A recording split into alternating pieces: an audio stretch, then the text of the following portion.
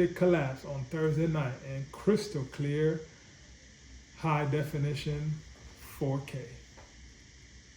Mike Evans said it best, big. 3rd and 28. 3rd and 28.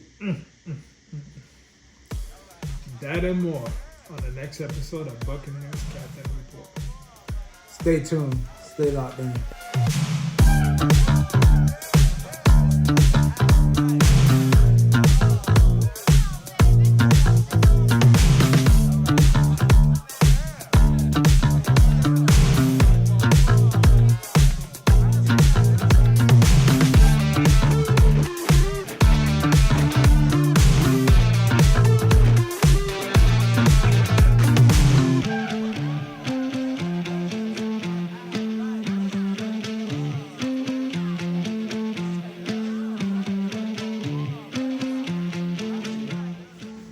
Welcome to another edition of Buccaneers Captain Report.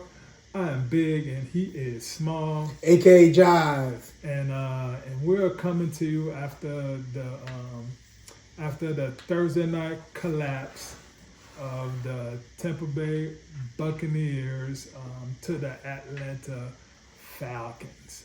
This game had a rocky start.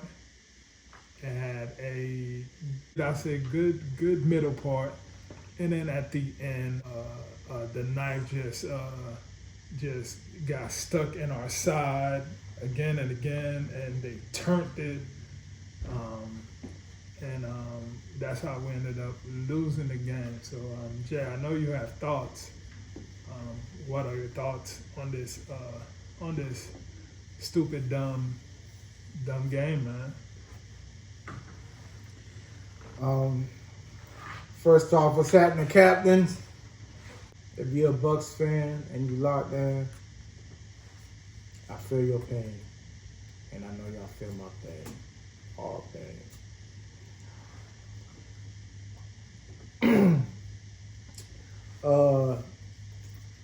I just want to get into it, man.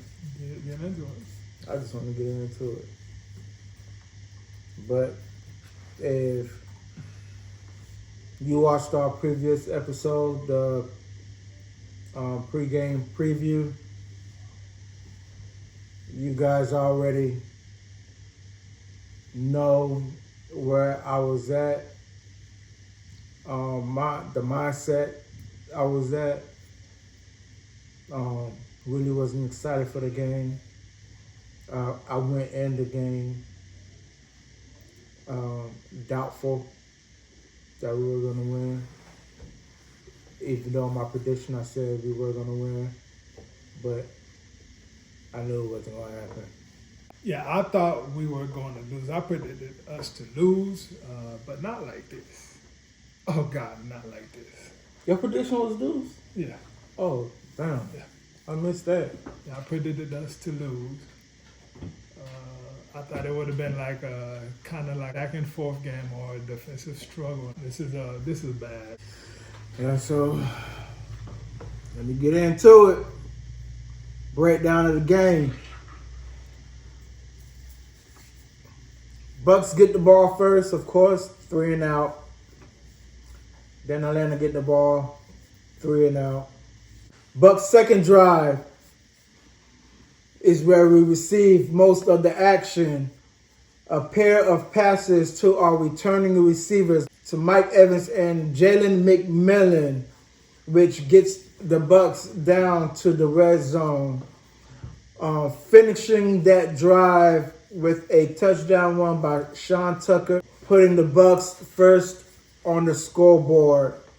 Atlanta get the ball back at 1:38 left in the first quarter, finished in the second quarter with a touchdown from Kirk Cousins to Kyle Pitts, putting the score 7-7.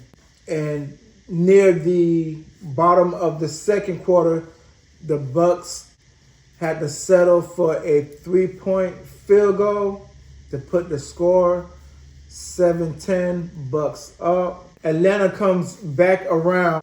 Kyle Pitts, who had a career game, by the way, putting the score 14-10. Bucs' last drive ends with another 3-point. So at this point is touchdown versus field goals.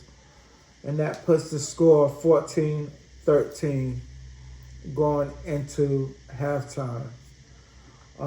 Any takes, and what did you see so far on how the game is played in the first half? I was looking at the penalties. I had no concerns so far. The penalties, like they were getting penalized for everything. We should have been up a lot more, I thought. It was no big deal. Looks like, in fact, it kind of looked like our type of game. Going into halftime, I thought, okay, this feels like the type of game that we like to play, you know? Okay. Yeah, one thing I did notice as well, too, is, okay, we might have a good chance of actually winning this game, even though we're down by 1 point. Yeah. It looks like we might actually win this game. The only thing that made me think that we're not going to win this game is, as I stated, they're getting touchdowns and we're getting field goals. And we got to at least match touchdown for touchdown. But the reason why I thought we might win this game is the same reason. Well, I don't know if it's the same reason why you thought, but it's because of the penalties that Atlanta was getting. They had 10 penalties going into halftime. And if I'm not mistaken, that's the most penalties that they've had this season before the third quarter. It just felt like the pace of the game, how the game was going on. Like, this feels like a Bucs type of game. So, second half, third quarter, let's get into it. The Falcons get the ball first and do nothing with it. First person to score second half. Baker Mayfield, short pass and catch to Devin Colt for a 6-yard touchdown. Extra point good, putting the score 14-20. No other action in the third quarter except for a fumble by Bijan Robinson. Fourth quarter, Baker Mayfield completed a touchdown pass to Chris Godwin, who's been playing excellent for the past couple of weeks. I would say an identical play completes a 2-point conversion, putting the score 14-28.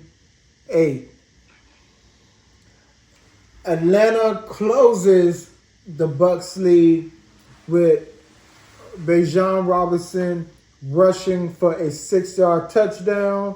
Bucs had a couple of 3-and-outs, some failed fumble recoveries. Atlanta were able to get the score to 20-28 with 9:37 left in the fourth quarter. Then Atlanta turns around with 3:34 left on the clock, and Kirk Cousins makes a connection with Kyle Pitts once again for a 7-yard touchdown, putting the score 26-28. Bucs, with a failed attempt to run the clock down, gave the ball to Kirk Cousins and Atlanta Falcons. They were able to make a 43-yard field goal to end the game 29-28. That was the game. Murder, she wrote. What's your take on the second half and the game all in whole? All together, all in whole. The second half, it started out great for the Bucs. We scored the first points, and then we held them to not scoring, and then we scored again. So we were up 2 scores. It's looking good. Kyle Pitts was killing us first half. It looked like we finally got him under control. So it looked like the Bucs were about to win this game, man. We came into the fourth. We're still up 2 scores. Things were looking good. I guess the guys decided they don't want to play defense no more. That's when the bottom fell out. The last 2.5 minutes of the game was very confusing to me, especially when we had that second, and I think it was 2nd and 14. Why are we throwing the ball there? Especially when they already used all of their timeouts. Everyone knows that you run for second down, go past the 2 minute, and then if you still want the first down, you throw. But me personally, I would have ran the ball twice. They would have got the ball with something like probably 1:15. We gave them a whole 2 minutes when we punted the ball to them. So they should have at least ran the ball on one of those downs or throw a screen or something just to keep the clock going. Instead of throwing it, it's incomplete, the clock stopped, and try throwing it again, incomplete, the clock stopped. To me, that was when I realized the game is lost. I still was expecting us to win, and then when that went down, I was like, oh, don't tell me we're losing this one. And that's what happened, man. Collapse. You are 14 points in the fourth, 4th and 19, come back to win the game. If you look at if you look at the Tampa Bay Buccaneers players and coaches' body language on the sideline, they're all expected to win this game. I don't know, I guess they came and thought Atlanta would just hand them the win. I don't understand. They are expected to win this game, and they were actively doing things to lose this game. This game was going great until 12 minutes in the fourth. Well, I'm not going to say going great. We had our issues all game, but at least we looked like we had command of the game. You know what I mean? Until 12 minutes in the fourth. And the saddest thing to me is Mike Evans, man. They kept showing shots of Mike Evans losing his mind on the sideline, man. The man worked so hard to come back and play. Baker threw him a hospital ball. He had to climb to catch the ball, still caught the ball, landed on his back, putting his life on the line to catch the ball to get us that win, man. We let him down. And some folks that saying, well, this is on player execution or this is on coaching. To me, this is a total organizational loss, but everyone lost us that game. Todd Bowles, the offensive coordinator, the offensive players, the defensive players. This 2-game slide, we lost to 2 teams that we are definitely better than. We should beat these teams. That's why last night I text you, we are officially a bad team, bro. I've been saying all year, we have not lost to a team we're not supposed to yet. We have lost to 2 teams we have no business losing to. And the sad part is somehow we may still end up in the playoffs. Why? I don't want to go to playoff.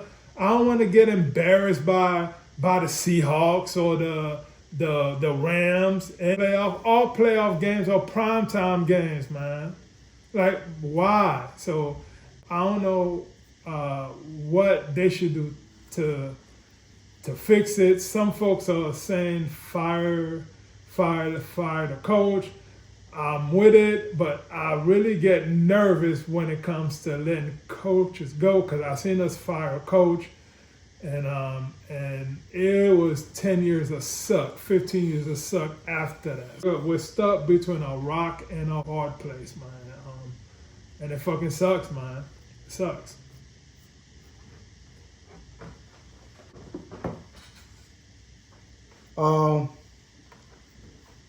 Second half and the game all together. I'm gonna throw out some numbers.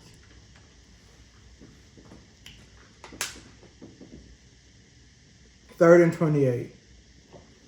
Could be third and 38, but third and 28 or third and 38. 5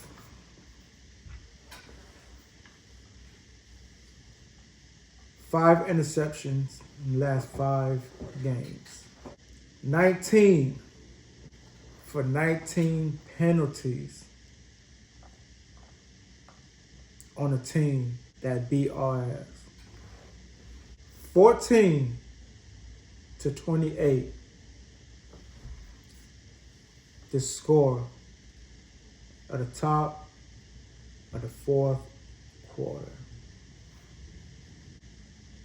The other numbers are the times that were left on the game clock that was used poorly. Now to add to what you were saying, Big, as far as the play calling, we all just want to know what the hell was the offensive coordinator that was calling the offensive plays thinking about. You have a three-headed monster in the backfield with Sean Tucker, Rashad White, and Bucky Irving. Three-headed monster. Why in the hell are you unable to scheme up plays? Yeah, we didn't have the best running game the whole game, early in the game. But when it comes to making the game clock part of your offense and defense, actually, you have to somehow realize that and play it to your favor.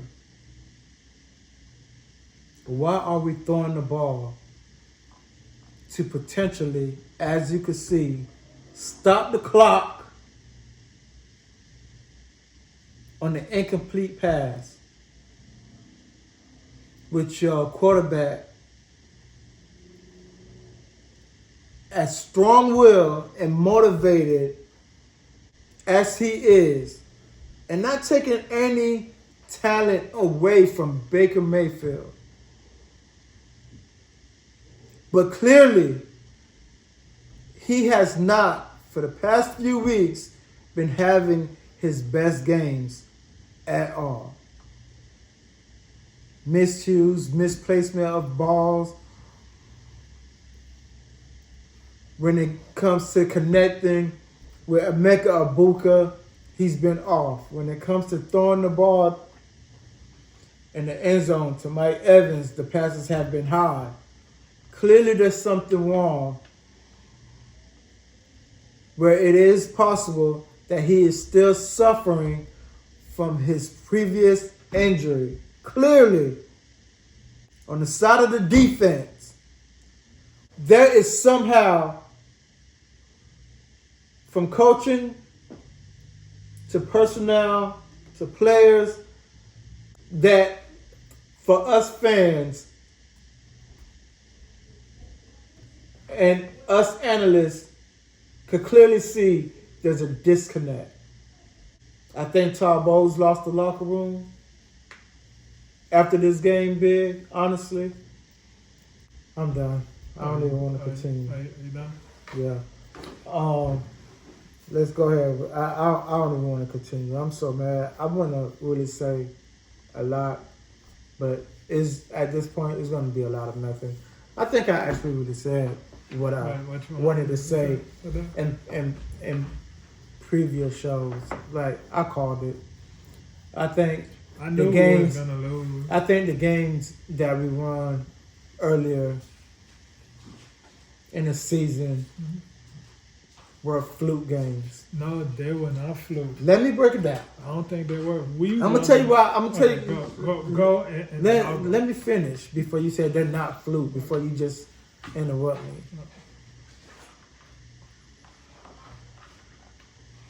The games we won during the season, they were all close games. As I saw, it kept us on edge. We got the W. Whoop-de-doo.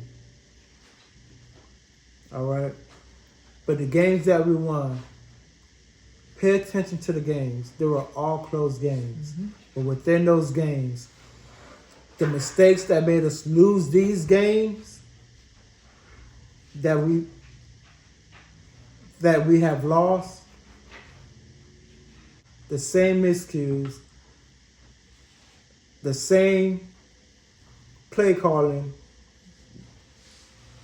that happened to the games that we lost. The only difference is with these games that we're losing versus the games that we won is it's the NFL. Coaches watch film. They notice where we fall short. They notice where we're lacking at. So it became easy to beat the Bucs. The fluke games because of small errors and mistakes other teams had earlier. But if they were able, and when I say they, is the teams that we beat, were able to catch or they had an extra 2 minutes or extra quarter, we would have lost those games as well. So therefore, they're fluke games. It wasn't the coaches' calls that made us lose those games, or with the right play. Bullshit. Because I'm not taking anything from the players.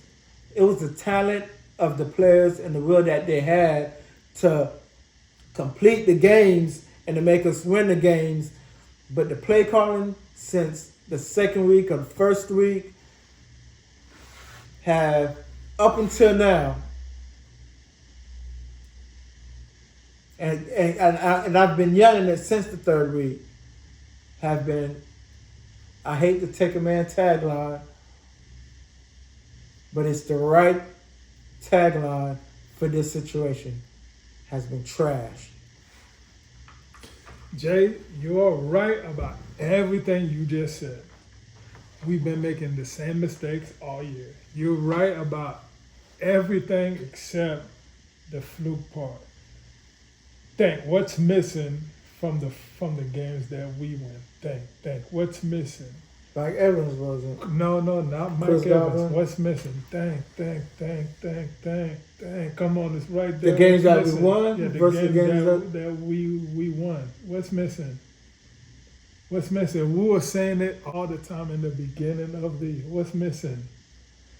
Baker magic, bro.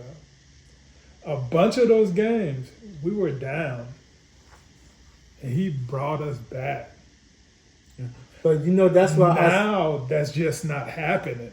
Yeah, but that's why I said I can't take it away from the players, and Baker is included. Yeah. You know, I can't take it away from him. You know what I'm saying? Yeah. Clearly, he's hurt, and he's been hurt. Yeah. Since before the bye week, the Since, week before the bye week. The bye week. Yeah. But if you a coach, you should know that. Mm-hmm. If it's just Baker that's lying and saying he's all right and the coaches are ignoring it, but that's you're what's missing. That's $1 what's different. But you're $1 million organization, Yeah, yeah. and I know you keep track of these players. Yeah. You know what I'm saying? So if you were a coach Mm-hmm. and you knew this, would you not drop some plays to help aid him in the condition that he's in? I mean, you got film on the other team. I mean, and the condition. Listen, you're a coach he's now. in. Yeah, I feel you. You're a coach now. And You got film on the other team. And I'm not making excuses for no coach. I can't stand them motherfuckers. Like they're all like gone to me. But I'm saying I put myself in his position. He can't scramble because we're trying to make sure he doesn't get hit. So basically, all he can do is throw the ball, bro. Now, if you pay attention, it was a couple times during that game where, like, week 2, that would have been like a 10-yard scramble. But he just, and just he folded it up. Yeah. You know That's I the think I know major the one difference. play you talking about Yeah. where he just looked like. Yeah, like he had the ball and he just, like, I'm like, do something, throw it away, do something, Yeah, bro. Run, right. throw it away, do something, bro. But he couldn't. So, in week 3, bro. Just staring at the headlight. In week That's what I meant three, to say. in week 3, that's like a 10-yard run, bro. You know what I'm saying? That's the difference. We shouldn't be winning like that. I'm not gonna say it's not a good way to win, but it's not sustainable. You could win like that sometimes, but you shouldn't be winning like that all the time because that's the result. Everybody's waiting on Baker. You know what I'm saying? So. All right, so that's my question. Yeah, what's the question? Damn, I'm sorry. What would I do if I was an OC? Would you not? He can't call do nothing but throw the ball. That's all he can do. Yeah, I understand, but would you not adjust your play calling? I'm just looking for a yes or no. Would you not adjust your play calling? I would be running a lot more if I was Josh Grizz. I don't think he's running the ball half as much as he should. And so that's a yes. You will be yes. And drawing up different schemes. Yes, and they to said aid your quarterback. Yeah, and they said in press conferences, we go with the hot hand. We go with the hot hand. It looked like Rachaad White had the hot hand. He had one run for 20 yards, and we never saw him again. You know what I'm saying? All right, well, since you on it and you start the stats, let's get into it. What's the numbers? As far as the numbers, man, like, Lord, man, whatever, man. Total yards, 476 to our 338. We made Kirk Cousin look like prime Tom Brady. He was 44, 373 yards, 3 touchdowns, 1 sack. We sacked him once. By the way, Baker got sacked 5 times. Baker was 19 for 34, 277 yards, 2 touchdowns, 1 pick.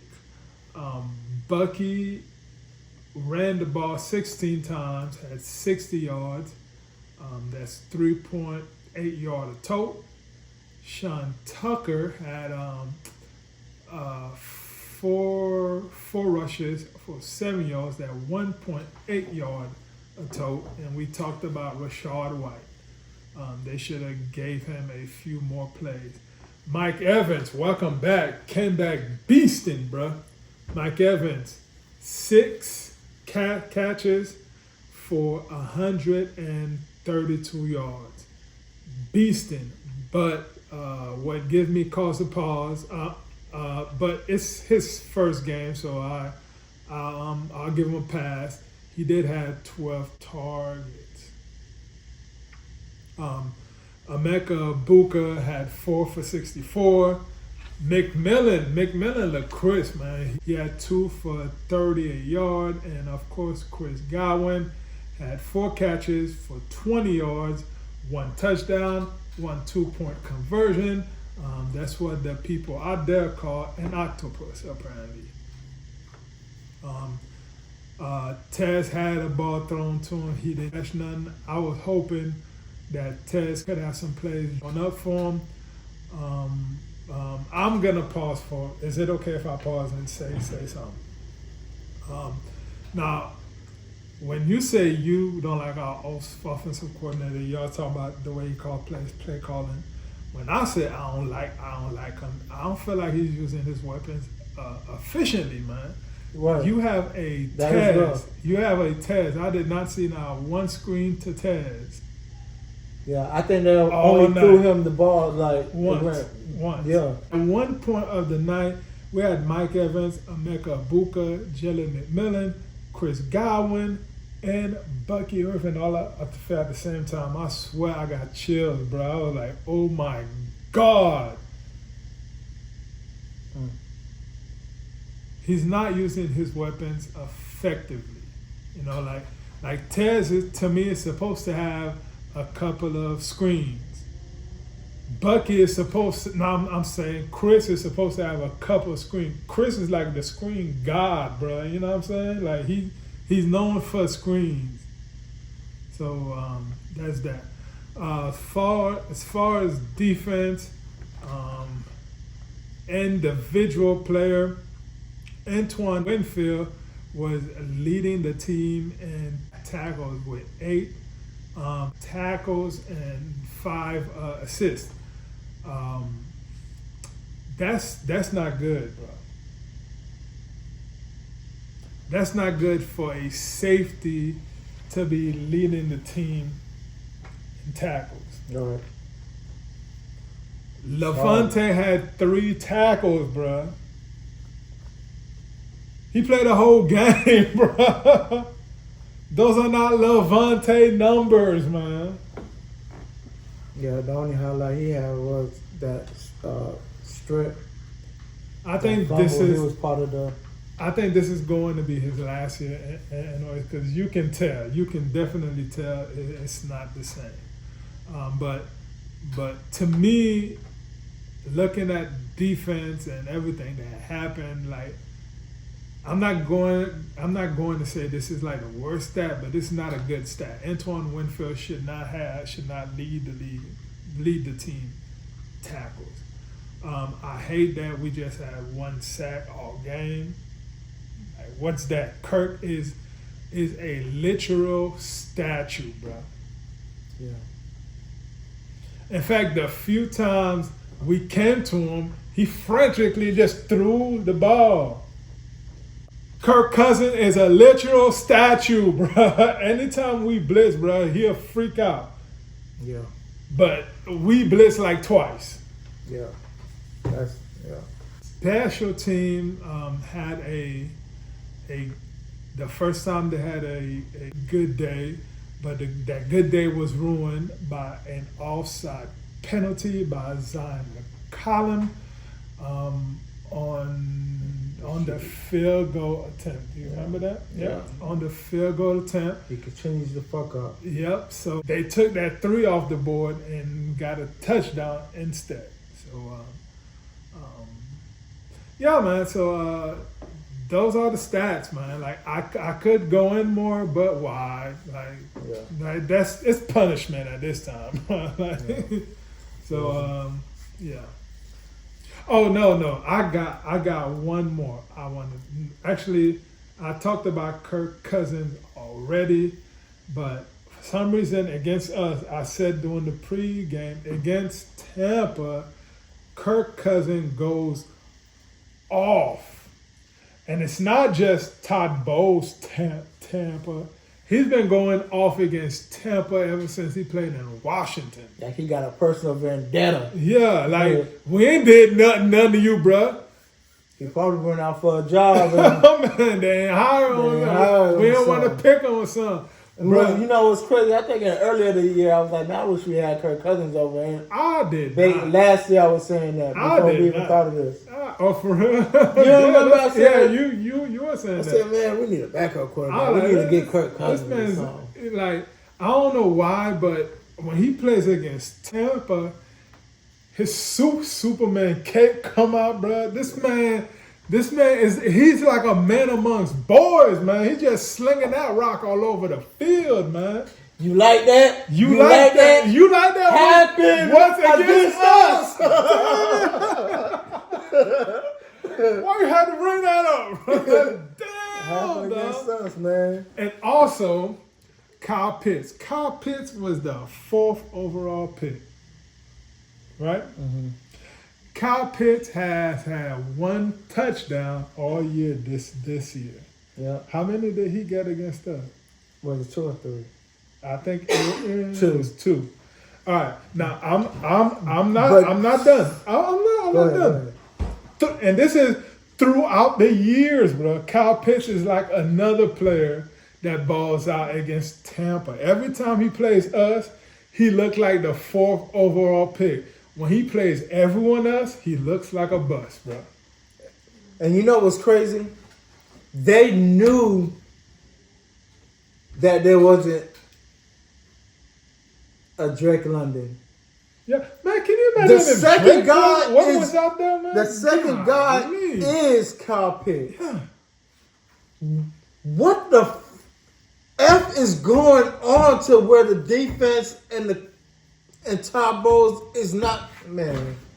You know how Can you you tell imagine me- if Drake Bro. Drake London was Bro. out there? We would have been cooked for real, Bro, listen. Damn. Bro, listen. You know how you tell me Yeah. when I've been saying, man, something going on with make a booga, and you kept saying, man, the coaches is shifting everybody towards them, shifting. Yeah. Bro, We did not Why? shift towards. Well, we did for a minute in the second half. and this man was It's targeted weird. the same amount of times as Mike Evans, Mm-hmm. but he got 11 of his 12. And it's not even 2 touchdowns; it's 3 touchdowns. And do you feel like Mike Evans balled out? 'Cause I feel like he balled out, bro. Yeah. Not without looking at the numbers. Like I feel like Mike Evans balled out for real. Like he had like a Mike Evans game. I think his numbers on paper would have looked better than Kyle Pitts if we would have had Cousins and not Baker Mayfield. And listen, don't nobody take offense. I'm not saying I would trade. I'm not taking offense. I'm not saying I would trade Cousins. I would trade Baker for Cousins. I'm not saying that at this very moment. I'm not saying that. I'm saying if we had a healthy Cousins versus an injured Baker, Yeah. Mike Evans' numbers would have looked like a Kyle Pitts numbers. That's all I'm saying. I walk in the plank is the coaches. All of them. All of them. I don't even care if you're not the ones that's not calling the plays. There got to be a coach on the sideline, whether you're a position coach or something, to hold another coach accountable. One of these coaches got to hold a coach accountable at some point in time and be like, man, hey, yo, buddy, what the fuck you doing, man? You know what I'm saying? The players ain't going to do it because the players play for y'all. So the coaches are at the top, underneath the front office, underneath the GM, underneath the owners, and everything else. The next people who's responsible, who are the heads underneath everybody as far as beyond the administrative staff and stuff, is the coaches. So the ones who should take 100% blame of this are the coaches. Whether you're all the way from the position coach all the way up to the head coach. Somebody got to find somebody accountable and be like, da-da-da, you fucked up. Somewhere, somehow, somebody fucked up. And just the whole coaching staff walking the plane. As a matter of fact, a couple of the coaches don't even need to fucking walk the plane. Get the fuck off the plane. Pack your boxes. Head out. Don't even come back to Raymond James. That's how I feel. You don't even belong on the plane. You don't belong on the ship. That's how I feel. MVP.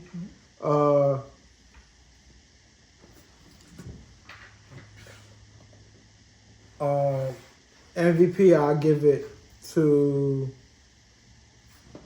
Baker Mayfield.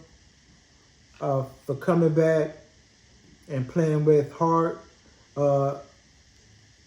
I believe that the passes that weren't completed by him were, and you know, I'd be quick to tell you, man, that man got butterfingers. But the passes that was thrown to him that wasn't completed were bad passes from Baker. So I give Baker, I give Mike Evans with 132 yards, 6 receptions, MVP. And he had the longest yard. Even though he didn't get a touchdown, and he should have, if Baker's accuracy was on point this game, which it was off, he should have had a touchdown. I was going to go the same way, almost the exact same way for real, but for different reasons. So my walking the plank is the entire team, from front office to coaching to players, the whole entire team. Damn, who's standing the shit? Is walking the plank, except for one player. One player is gonna win my MVP. That one player is Mike Evans, not because of the catches or the numbers or the production. They kept showing clips of him on the sideline, and I'm sure many of you have seen him walking down the tunnel saying 3rd and 28. He seemed like he was the only player on that team that understood that this is unacceptable. He was screaming at the whole entire team. Like, he couldn't believe it. He was walking down the tunnel saying 3rd and 28. 3rd and 20. Like it's just unbelievable to him. And Mike, I feel like it's unbelievable too. I used to say all the time back when we sucked that we don't deserve Mike Evans. And he's proven it to me again and again. This team does not deserve a Mike Evans. He's just too good for us, man. So get your shit together and get on Mike Evans' level, please. I like that. Yeah. Yeah. Do your thing, bro. Hey, yo, look. I want to give a shout out to, I met a couple at the casino, Sean and Sarah, some Buck fans. Mr. Sean, I know you was livid. So, look, man, keep your head up. Stay a Bucks fan. I hope you're watching this because you say you'll be watching this. So I hope you are watching. And yo, shout out to y'all. Good folks, good people, good individual people. I want to give. Sorry about that. I want to also give a shout out to someone off of my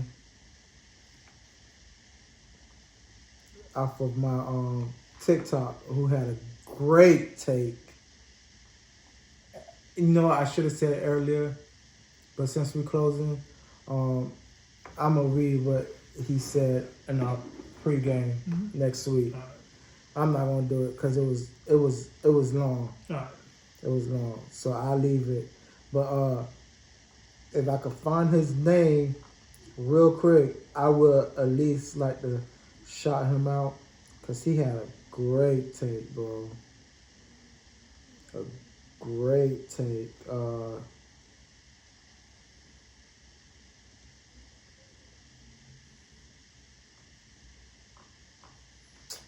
Sorry, I thought I had you pulled up here, but I don't got you pulled up. But he did have a great take.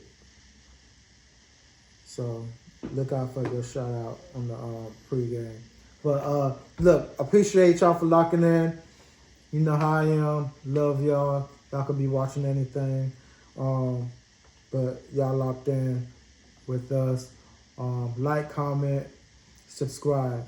Leave who you think is to blame for this loss, for this week. And just let us know your feelings on altogether how this season been going. I know our emotions have been a roller coaster. And it's been like that for the past couple of years since the Super Bowl, man. We go through these mid-seasons and we thought we was done and over it. I was going to end the season off good, but obviously not. You know, back-to-back losses again. We had one a couple of weeks ago and we right back at it. 7-7. We have the Dolphins. We have the Panthers next week because this is actually week 15. Yep. So that's it on my part. It's going down. Next week is going down with the Panthers, man. Hey, I like doing these because this is my therapy, bro.